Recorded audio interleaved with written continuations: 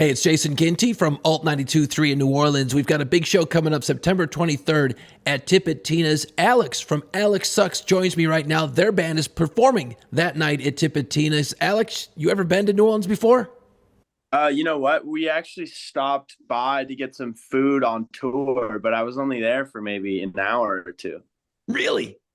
Yeah, we Oh, drove through it. We drove through it and we just got some food real quick, but that doesn't really count. Alexsucks is the name of the band, and I just want to kind of go through a few things with you, if you don't mind, because I'm curious Yeah. about you and the band. Yeah. Uh, First of all, you grew up in Denver, and then you said, okay, that's enough of the beautiful Denver lifestyle. I'm going to go to LA and do music. Am I getting that right, or am I getting that wrong? You know what? I didn't move to LA immediately to do music. I actually didn't even mean to do music. It kind of just happened. But I moved to LA just to do something, you know? I was a skateboarder and kind of just knew that anything I was gonna do, I was gonna figure it out in LA. So kind of just headed west. So did you know how to play music when you were in Denver? Did you grow up learning piano and I stuff, or? I grew up playing instruments, yeah, and played like in little cover bands when I was a kid, and then I kind of just totally ditched it around high school, and after, like around that time, I just kind of got over it, and then took a big break, moved to LA, and didn't even touch any instruments for a while there too. And then about 2 years into living in LA, I just started putzing around and I made a song. And then um, I sent it out to a bunch of people, just like my friends and a bunch of other friends who make music. And then word got around and the song kind of was released on the internet unknowingly and people kind of started to like it. And then I was like, okay, I guess I'm going to try and make music now.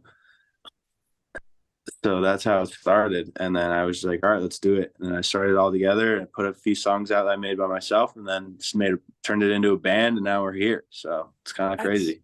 that is insane. Like you're just like, well, yeah, let me try this song thing out, and then, but you know what? That's it's cool how the origins start, but like you recognize an opportunity, and you're like, let's give this thing a rip, you know. And Yeah. and what do you know about being in a band, really? When you start out, nothing. What do you know about the Yeah. business? Nothing, and you're just learning as you go. I'm sure it's got its good and bad.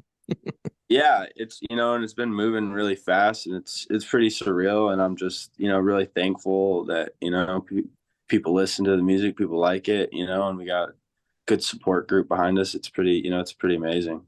Alex Suck's going to be in New Orleans September 23rd with Colony House and Bad Sons at Tipitina's. Now, Tipitina's, not to put any pressure on you, man, but this is a legendary Oh, club bar.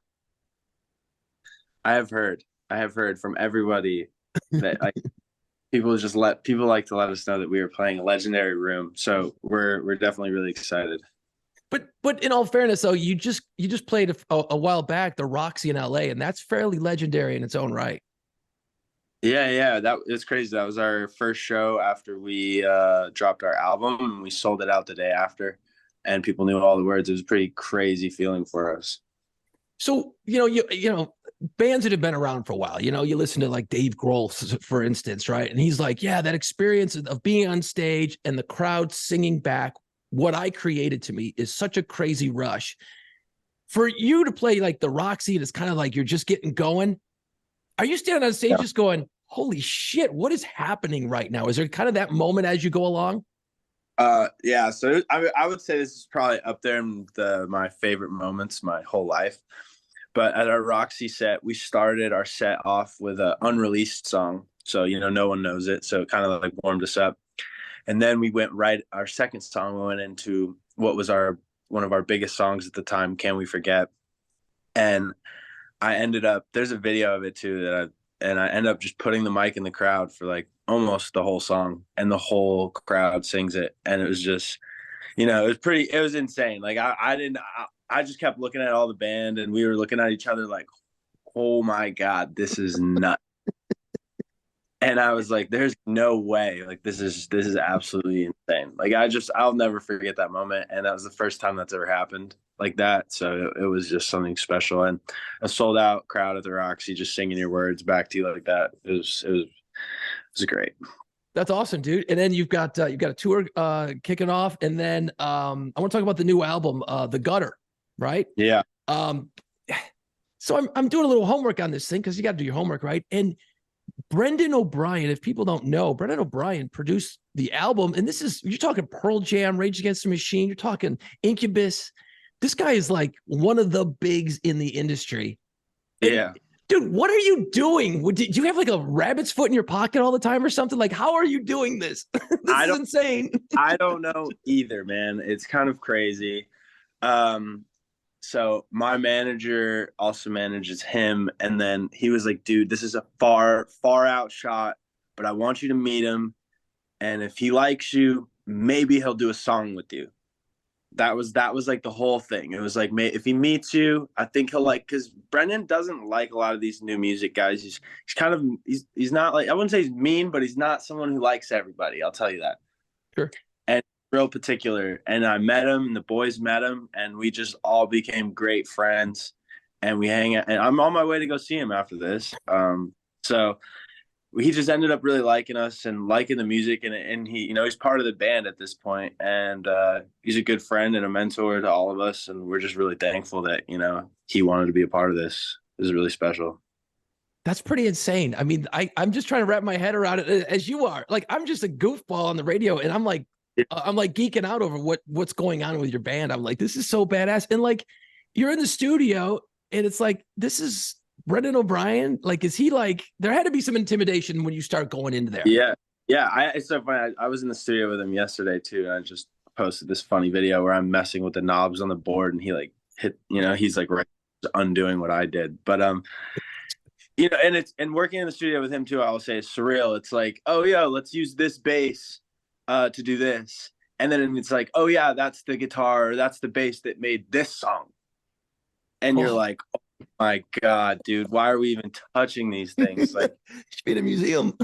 yeah, literally like just recording in a museum. And it's like, man, the stories he gives us, it's, you know, it's just inspiring, and it makes us want to work super hard just to like feel like we're worthy of being in a room or with a person like that. You know, it's definitely just like this thing where we're constantly pushing ourselves to do better, and in the healthiest way too. You know, it's just a great thing. You know, when I listen to your music, you know, I'm listening to it and I'm going, it feels like, in a way, and no one likes to categorize, and I'm not going to do that, but like, it feels like you guys got like sort of picked up from a long past era, but yet there's this modern thing going on. Like, what are some of your influences? And that's a shitty question. I hate that question, but for you guys, it actually seems like a very good question, because there's a lot going on here.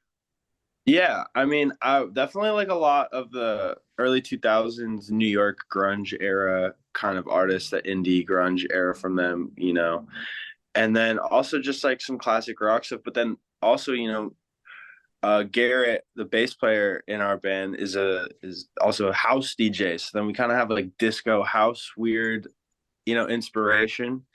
And then we want people to dance to our music as well as push each other. So it's like this kind of balance that is just kind of a weird, you know, melting pot of why our music ends up sounding the way it does. So when you were back and you got your first song going, and you're like, all right, that's kind of cool. And then, you know, everyone has a sound, you know, you have a sound, everybody has a sound, right? Did the sound that you started off with, and maybe you had kind of thought and wrapped around in your head, is that what the band sounds like now? Or is it evolved?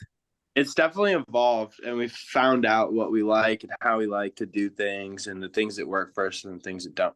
I will say that the Gutter album, you know, is our first time working together and putting all of our thoughts. So it's definitely a wide variety of all of our ideas. It's not super honed in. It's our first album. It's our first time doing things.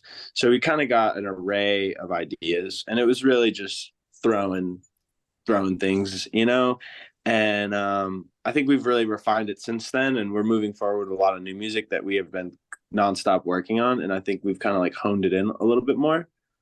We kind of know exactly what we want to do, but you know, we're you know, just kind of like the messy garage style indie alternative dancey kind of stuff is really where we're at, and we love doing that. I love it. I love it. I love the fact that there's, you know, and if I'm speaking out of school here, just let me know, correct me. But there's an edge, there's a dirtiness, there's a fun, you know what I mean? Like, there's a lot going on with your band from an outside observer. You know, like it's got a little bit of everything going on. And watching the Six Pack and Cigarettes video, which is very cool, by the way. And then you also said you skateboard a lot. Yeah. Are you like trick guy? Or are you just like kind of cruiser hitting the? Oh no, I if I cruise, I'll get bored, man. I just go to the skate park. I skate the streets, whatever, man. I grew up skating. I wasn't good enough to be a pro skater, so I had to figure something else out, and that was the band. So That's insane. You ever drop in at Venice Beach? yeah. Oh yeah. When I first moved to LA, I used to be a bum down there and skate that park all day long and do nothing. That's awesome. But that's where the music comes from. You have to do nothing to get the stuff to make good songs. You know, you got to get life experience. Yeah, there was a lot of nothing and just yeah, a lot of stuff went into the making and the stories of these songs. I will say that. Well, Alex, I'm excited about hearing them and hopefully talking to you a little bit when you're here in New Orleans, September 23rd. And hopefully I'll give you a few pointers of what you should see and what you should avoid. Yeah. Do you bring your skateboard on the road?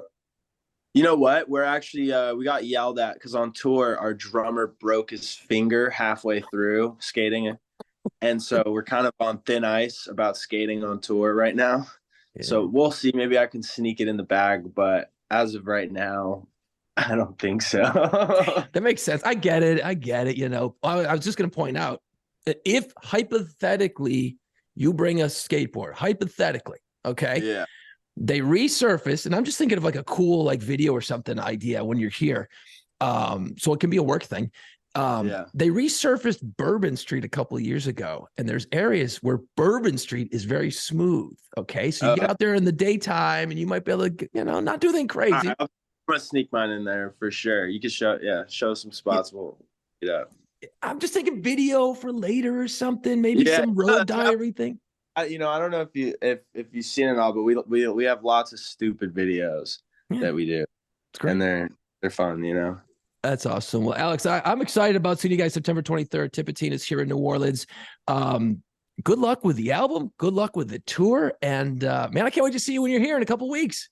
Yeah, we'll see you soon, man. I'm excited.